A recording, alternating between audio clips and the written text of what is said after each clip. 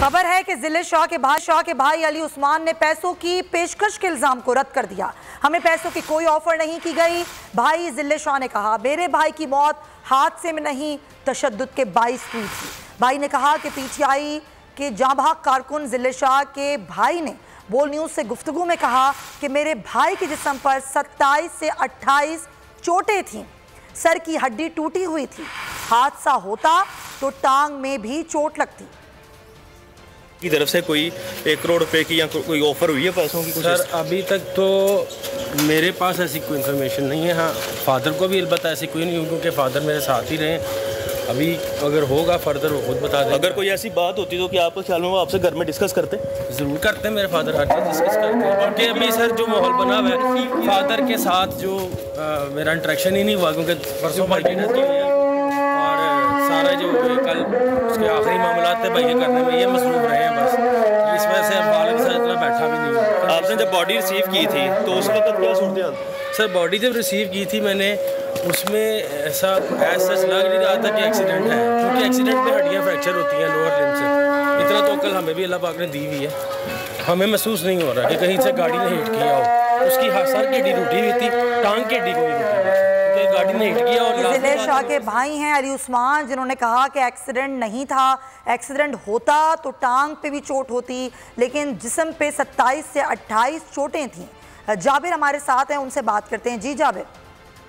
जी बिल्कुल, इस हवाले से जब मैंने उनके भाई से बात की है तो उन्होंने ये कहा कि एक तो ना तो हमें किसी किस्म की ऑफर हुई है, कोई पैसों की ऑफर या किसी के पैसे या किसी के गहने पे रहे हो, और दूसरी बात ये कि वो जब कहते हैं कि जब हमने अपने भाई की डेड बॉडी को रिसीव किया है तो उस वक्त उनके जिस्म के ऊपर जिस तरह के निशानात थे उससे वाज़िया हो रहा था कि उनके ऊपर जो है वो तशद्दुद हुआ है।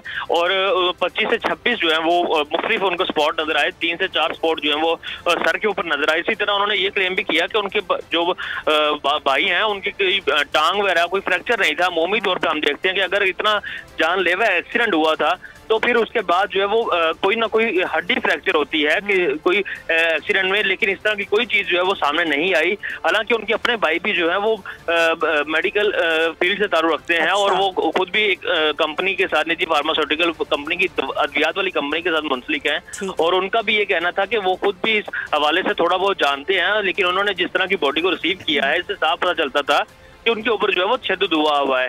लेकिन आज जो है वो प्रेस कॉन्फ्रेंस में जो सीएम पंजाब और आईजी पंजाब हैं उनकी तरफ से ये मुसलसल ये दावा किया जा रहा था कि उसको एक्सीडेंट की वजह से उनकी डेथ हुई है, और उन्होंने जो गाड़ी के ड्राइवर हैं उनका बयान भी हमें चलाकर सुनाया। तमाम इस हवाले से मजीद तफ्तीश जो है वो जारी है।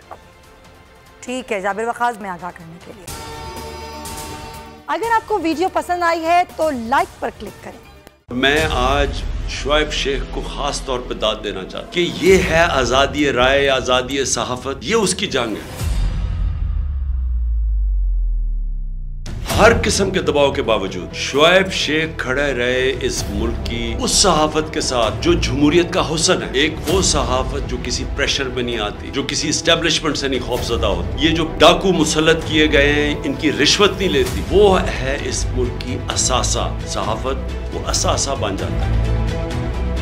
सिर्फ शुएब शेख को आज जेल में इसलिए डाला है कि उसको ये कहा गया था कि इमरान खान और पीटीआई की कवरेज ना करें। मैं पाकिस्तानियों की तरफ से शुएब शेख आपको और बोल चैनल कहता हूँ, हम आपके साथ खड़े हैं और इंशाल्लाह आप सब्र करें। ये अंधेरा, ये जो अंधेरी रात है, ये ज्यादा तैयार नहीं है। मुझे नजर आ रहा है कि इंशाल्लाह अच्छा वक्त आने वाला है। सब्सक्राइब करें और बेल दबाएं ताकि कोई खबर रह न जाए।